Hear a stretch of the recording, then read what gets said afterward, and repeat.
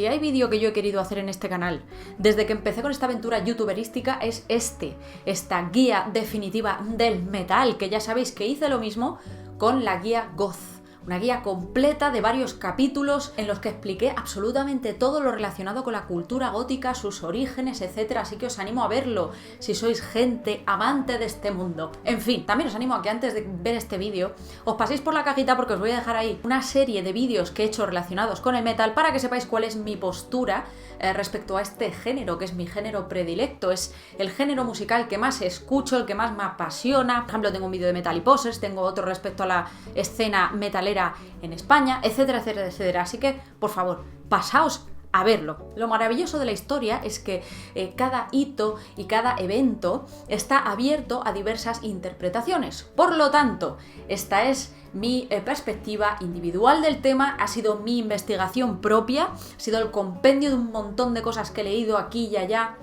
cosas de propio bagaje, cosas que he visto o he leído en artículos académicos, en documentales, etcétera. Así que voy a intentar facilitaros la bibliografía en la cajita también, porque esta va a ser nuestra mejor amiga, ¿vale? Va a completar todo lo que voy a decir. No tendría sentido hacer un vídeo sobre cultura musical sin facilitaros materiales auditivos. Os voy a dejar en la cajita álbumes, canciones que vayan completando cada capítulo y episodio. Voy a intentar hacerlo en un orden lógico, ¿vale? Para que no nos aturullemos, ¿vale? Y se nos forme aquí el lío la pantoja. Porque siempre que hago este tipo de vídeos hay gente en los comentarios en plan, ¿se te ha olvidado hablar del Fari?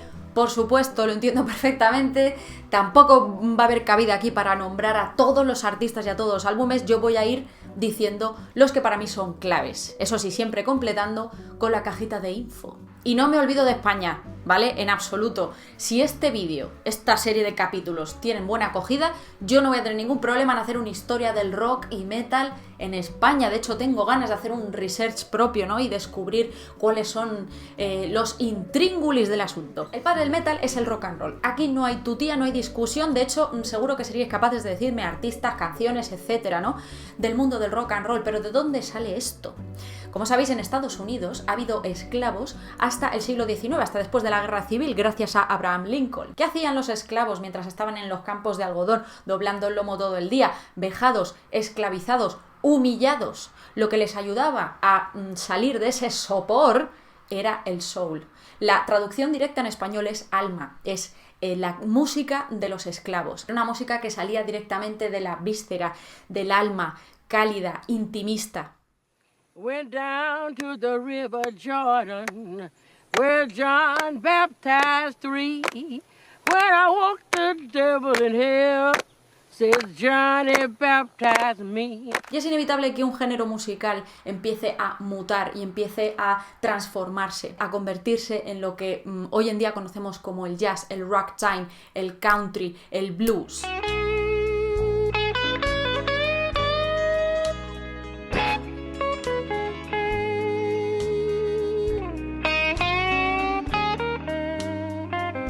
Alan Freed en los años 50 y 60, un disc-jockey norteamericano, el que mezcló todos estos géneros en sus programas de radio. Una radio blanca en la que solamente se pinchaban temas de artistas negros cantadas por blancos, es decir, a través de covers. ¿Pero qué hizo Freed? Rompió con la norma y empezó a pinchar los temas de los artistas originales. Esto fue una revolución, porque la gente, a pesar de que se había abolido la esclavitud, seguía habiendo y sigue habiendo un racismo flagrante. Y Freed rompió con todo esto. Incluso organizó conciertos con un par de huevos en los que había un público variado. Ahí no había tutía, no era cuestión de tu raza, de tu origen y de dónde provenías. Era cuestión de música. Ese arte que hemos creado los seres humanos para disfrutar, para expresarnos a través de un arte. Apunten ustedes con lápiz y papel porque de vez en cuando voy a decir obras y cosas que han sido importantes en la historia de la música. Como por ejemplo la película del año 56, Rock, Rock, Rock, en el que Alan Freed aparece diciendo una frase que os va a dejar boquiabiertos y os la voy a leer porque decirla literalmente me va a ser complicado. En un momento de la película dice a la audiencia que el rock and roll es un río musical que ha absorbido R&B, que es rhythm and blues, jazz, ragtime, country y folk, y esto ha derivado en un sonido especial. Por eso a Alan Freed se le llama el padre del rock. Incluso tuvo un show que se llamaba The Big Beat, que fue su salto a la pequeña pantalla, donde también mostraba este eclecticismo musical que no entendía de razas, pero duró poco, por razones obvias. Este hombre, como os he dicho antes, no tenía pelos en la lengua, incluso en un momento dado, en los años 50, le dijo a la audiencia, parece ser que la policía de Boston no quiere que nos lo pasemos bien, y creo que incluso que le metieron en la cárcel, y este hombre pasó sus últimos días en contra de la ley como Dios manda. Entonces, recapitulando, el rock and roll, si los padres son los esclavos negros en Norteamérica, si el padre del rock and roll es el soul, es el blues, es el jazz, es el ragtime, si su origen es negro, ¿qué va a ocurrir en la sociedad? Pues que va a ser castigado, va a ser humillado, va a ser prohibido por muchísimos políticos y líderes religiosos. Aquí tengo una cita de Asa Carter, líder del Ku Klux Klan, que dijo: el rock and roll es parte integrante de un complot para socavar la moral de la juventud de nuestro país. Tiene carácter sexual y moral y es el mejor camino para fusionar ambas razas. Si escuchas rock and roll, te pones al mismo nivel que esa gente que es inferior al hombre blanco. Yo respeto todas las religiones. Ojo, aquí libertad de opinión, de pensamiento. Simplemente voy a hacer una apreciación. Aquí hay una paradoja bíblica que leí en un artículo cuando estaba haciendo mi pequeña investigación. Y es cierto que si la fe es un regalo de Dios y es algo en lo que nosotros no podemos intervenir, ya sabéis que en la religión católica o en la mayoría de las religiones el libre albedrío no existe, está anulado. Es decir, todo lo que te pasa es voluntad de Dios. Pero a su vez, depende de ti y recae sobre ti el hecho de tener que salvarte. O sea, es decir, tú tienes la respuesta a tu salvación y sobre la salvación de los demás. Por lo tanto, tienes que establecer prohibiciones y normas de la moral correcta o de la moral católica para poder ser un buen cristiano y el día de mañana salvarte, ¿no? Y esto es una gran paradoja. Francamente, al final no era una cuestión de fe. Era una cuestión de perpetuar la supremacía de la raza blanca en una sociedad capitalista, de cultura de masas, etcétera, etcétera, etcétera. No era una cuestión de religión, incluso no era una cuestión de satanismo, que de esto vamos a hablar un poquito más adelante. Cuando hice el vídeo de Marilyn Manson y estábamos hablando de las entrevistas que él había concedido, sobre todo después del tiroteo de Columbine, os hablé también del documental de Michael Moore. Hay que buscar culpables. Hay que buscar razones. Angry, heavy metal subculture. Where were the parents? Violent movies, South Park, video games, television, entertainment, Satan. Si son razones no sustentadas por datos y estudios empíricos, por encuestas de opinión, por estudios sociológicos, mejor aún. Porque si buscas cuál es la razón principal y lógica de la mayoría de los problemas en esta sociedad en la que vivimos, al final los que van a salir culpables son aquellos que tienen el poder y son los que de alguna manera rigen nuestra manera de pensar a través de los medios y a través del gobierno, etcétera, etcétera, etcétera. Por eso estamos haciendo un análisis de rock and roll versus religión o cualquier género musical que se saliera de la norma versus religión. Y en este caso, por supuesto, el objetivo era no dejar a los negros y a los comunistas que nos conquisten a través de la música, por el amor de Dios. De hecho, al rock and roll se le llamaba baile de los negros e incluso a los Beatles se les llegó a llamar comunistas camuflados. Interesante. A pesar de lo que hemos dicho, que esto ha sido una estrategia política y gubernamental norteamericana principalmente, pero luego en el resto del mundo ha sido 3/4 de lo mismo, como pasó en España con Franco, por ejemplo.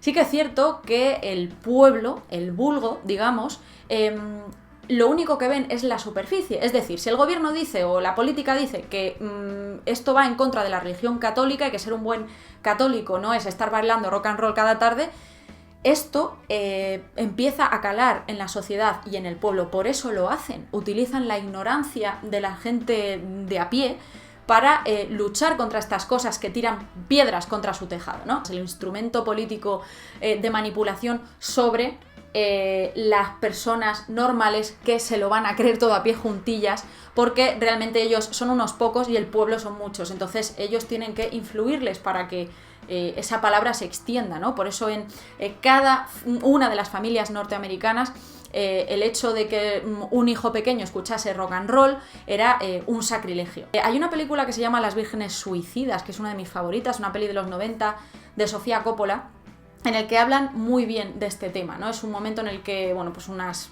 niñas de una familia norteamericana ejemplar empiezan a sufrir cambios en su cuerpo, entran en la pubertad, ¿no? Y bueno, pues empiezan a descubrir pues el sexo, al sexo opuesto.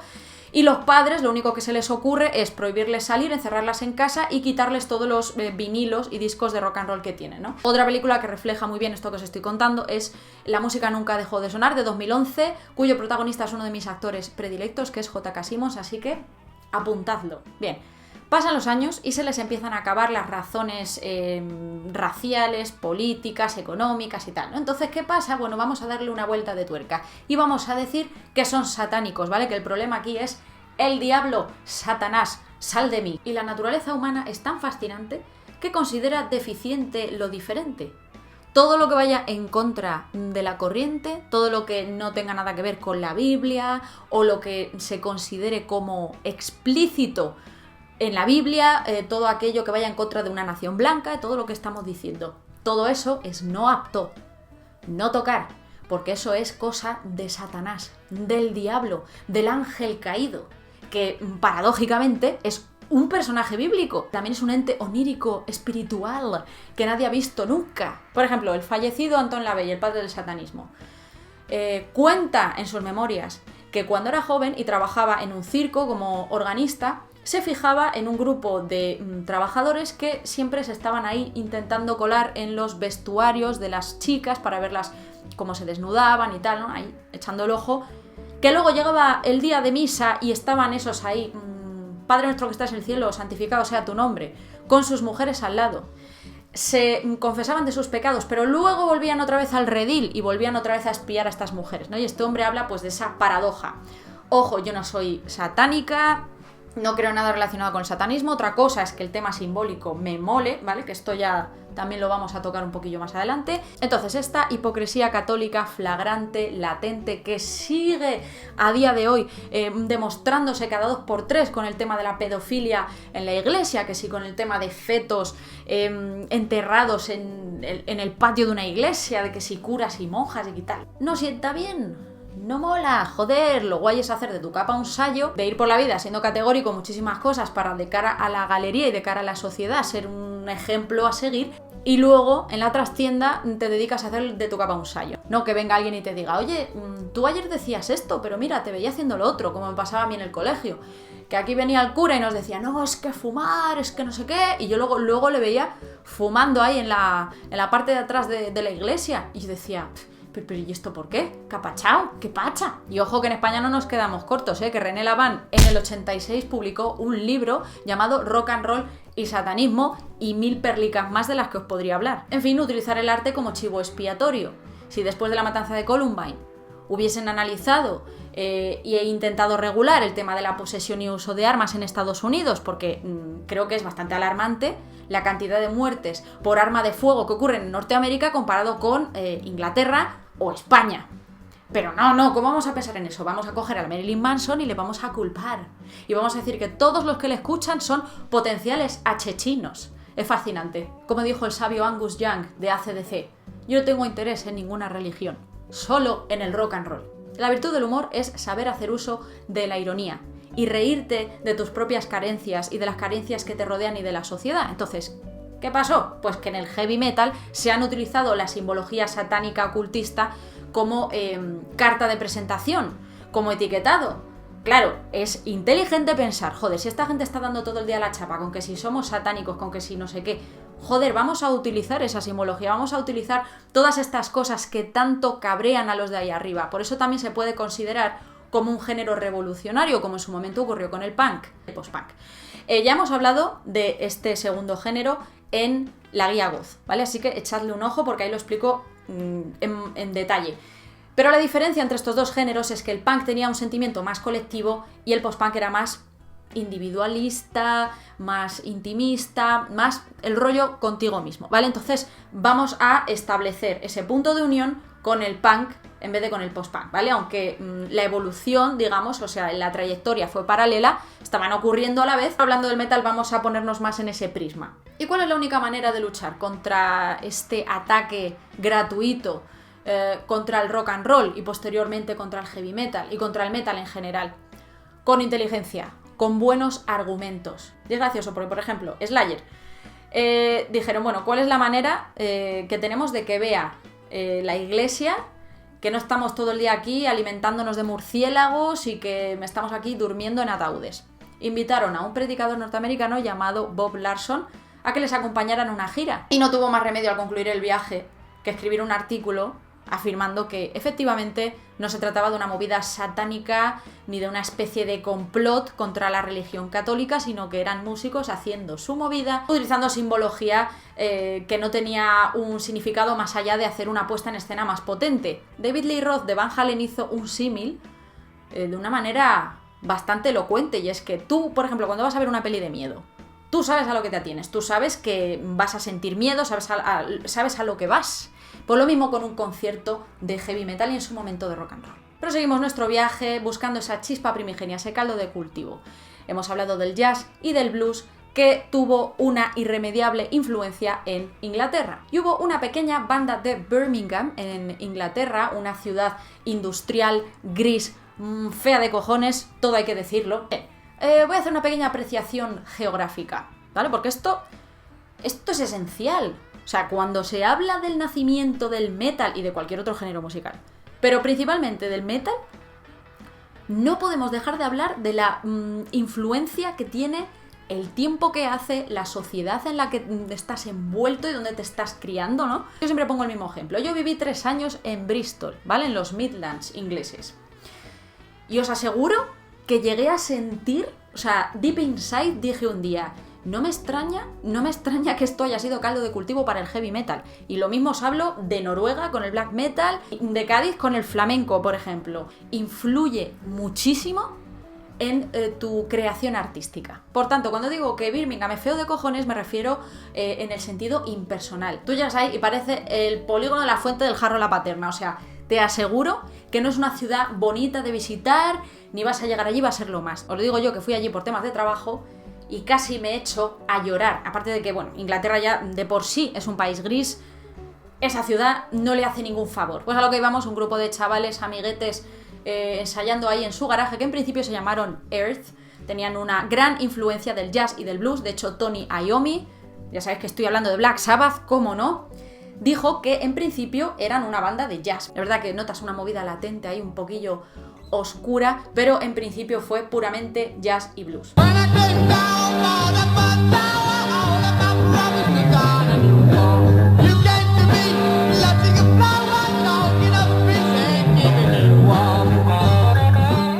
A ver, en estos temas esto es un poco Alicia en el País de la Maravilla. Vamos a ver. ¿Quién me puede a mí confirmar que fueron Black Sabbath los primeros? ¿Hubo algo antes de Black Sabbath que les pudo influir en su sonido o en los tipos de composiciones que hacían? Algo tuvo que haber ahí. O sea, aquí de buenas a primeras no vamos a pasar aquí del jazz y del blues a ¡pum! Bocadillo de atún. Hay una banda que se llama Coven, que debutó un año antes de Black Sabbath y tenían esa simbología y ese aspecto así oscuro, ocultista, satanismo, no sé qué, e incluso muchos atribuyen a Ronnie James Dio, ¿vale? Como el padre del metal, el padre del símbolo de los cuernos, ¿no? Como una herencia, porque es de origen italiano y decía que su abuela hacía esto, ¿no? Como para ahuyentar al mal de ojo. En esta portada de Coven podemos ver que ya se estaban haciendo el símbolo de los cuernos antes de que se le pudiera atribuir tanto a Dio como a Black Sabbath en el sentido musical, ¿no? Del germen y la chispa del origen del metal. They journeyed far, rock and mountain pinnacle, a gathering of dread and awesome spectacle, each in his turn. A ver, realmente es una banda rock psicodélico, o sea, no hay indicios instrumentales o musicales que de manera clara nos pongan de manifiesto que sean los padres reales del metal y no Black Sabbath. También he de decir que uno de los integrantes de este grupo de Coven se llamaba Ozzy Osbourne. ¿Coincidencia? No lo sé. El primer tema se llama Black Sabbath, pero bueno, aquí también podemos pensar que, oye, que fue por la influencia de la película protagonizada por Boris Karloff de los años 60. Nunca lo sabremos. Entonces, volvamos al tema, volvemos a cruzar el charco. Tony Iommi, guitarrista de Black Sabbath, virtuoso y para mí uno de los mejores guitarristas de todos los tiempos y de la historia. Se dañó las yemas de los dedos con una máquina en el trabajo y a raíz de eso se vio obligado a cambiar su forma de tocar, haciendo que el patrón sonoro se basase en el Diabolus in musica. ¿Qué es esto? Era un intervalo prohibido en la Edad Media que se decía invocaba a la bestia, al diablo, que despertaba en las personas ese instinto carnal, ¿no? y primitivo y pecaminoso. Fifth, so you'd have to go 1, 5, flatted fifth. It's very dark, of course. También llamado el trítono o The Devil's Interval. Entonces el sonido de Black Sabbath empieza a mutar y empieza a transformarse, a volverse más oscuro. Turn around quick and start to run. Si escucháis el álbum Paranoid y os lo ponéis enterico con vuestros cascos y tal, os dais cuenta de que existe aún esa pesadez y calidez sureña del jazz y del blues.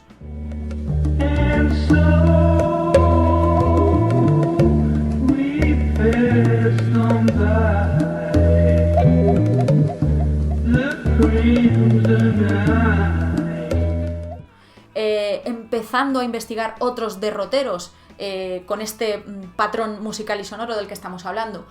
Yo, desafortunadamente, no tengo ninguna formación en música y me gustaría explicároslo de una manera más detallada y gráfica, pero no puedo.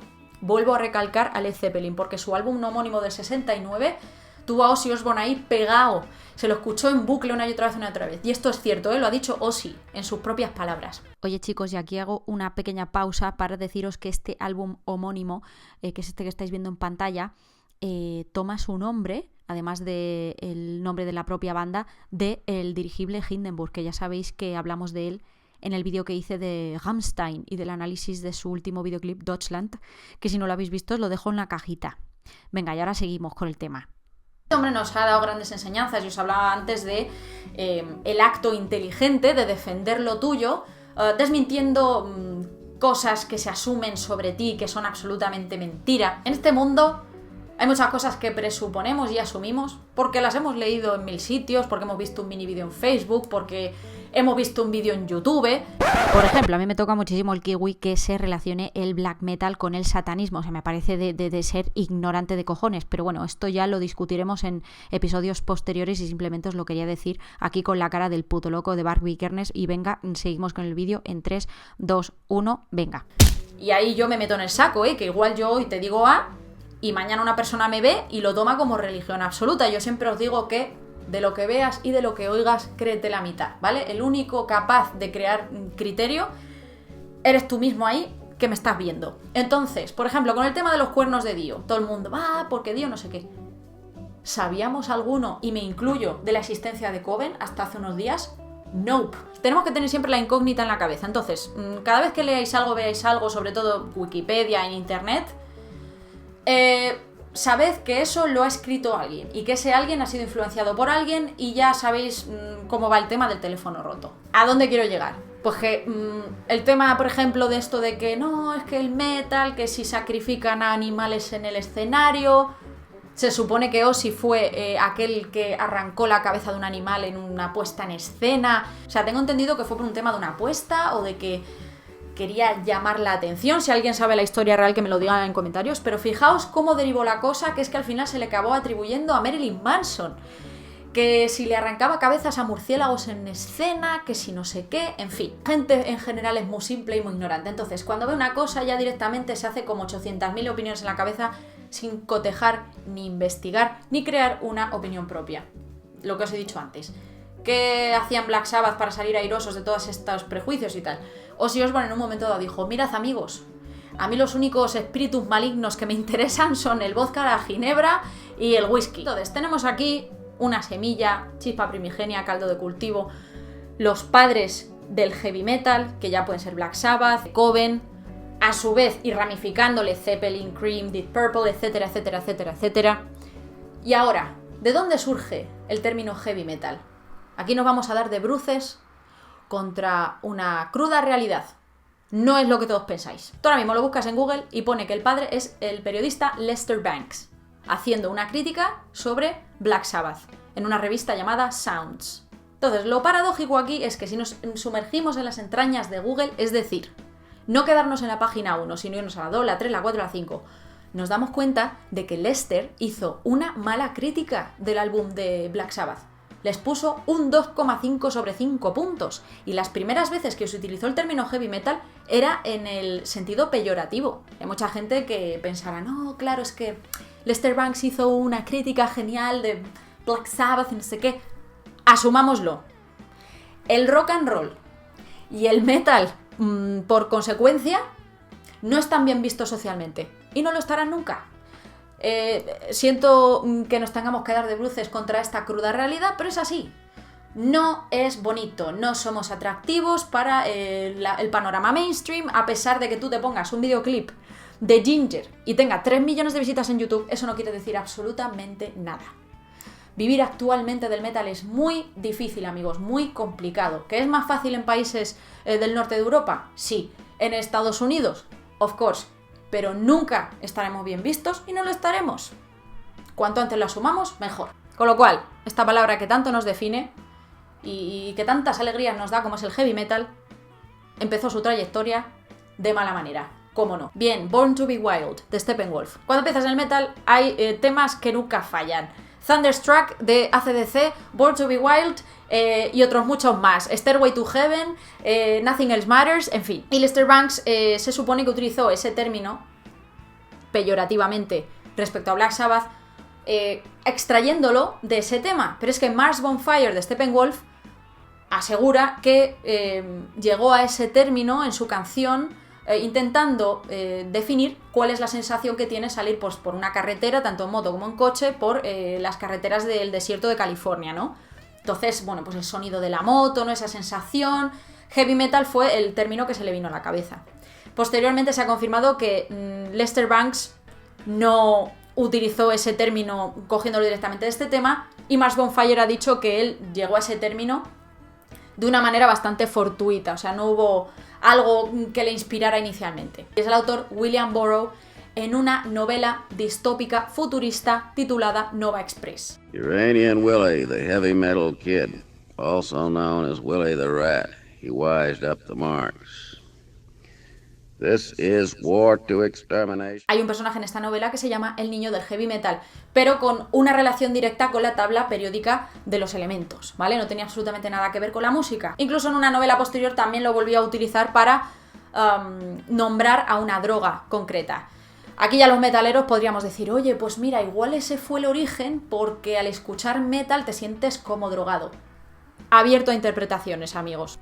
Hello, y bueno, como clones se callan debajo del agua, se le olvida lo más importante, que es que Mike Sanders hizo una crítica en el 71 de un disco de Humble Pie que se titula Safe as Yesterday, que es este que veis aquí en pantalla, ¿vale? Entonces utilizó el término heavy metal y realmente esta fue la primera persona que lo utilizó referido a la música, ¿vale? Venga, seguimos.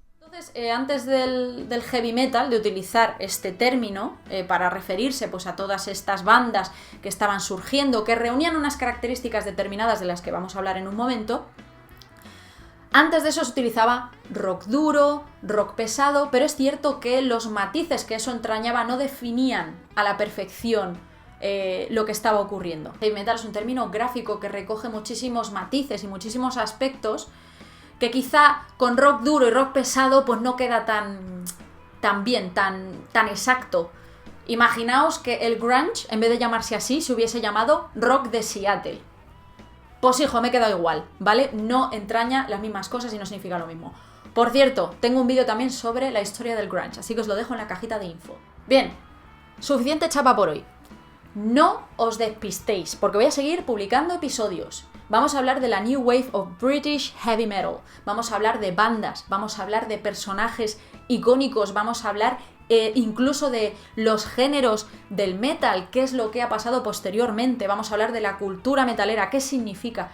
Muchas cosas aquí en Goat Cloud. Así que por favor, si os ha molado este capítulo, me podéis dejar vuestro like. Seguidme en Instagram, ¿vale? Que ahí subo siempre mis mierdas y mis cosas. Un besito, gente. If you were to talk directly to the kids at Columbine or the people in that community, what would you say to them if they were here right now? I wouldn't say a single word to them. I would listen to what they have to say, and that's what no one did.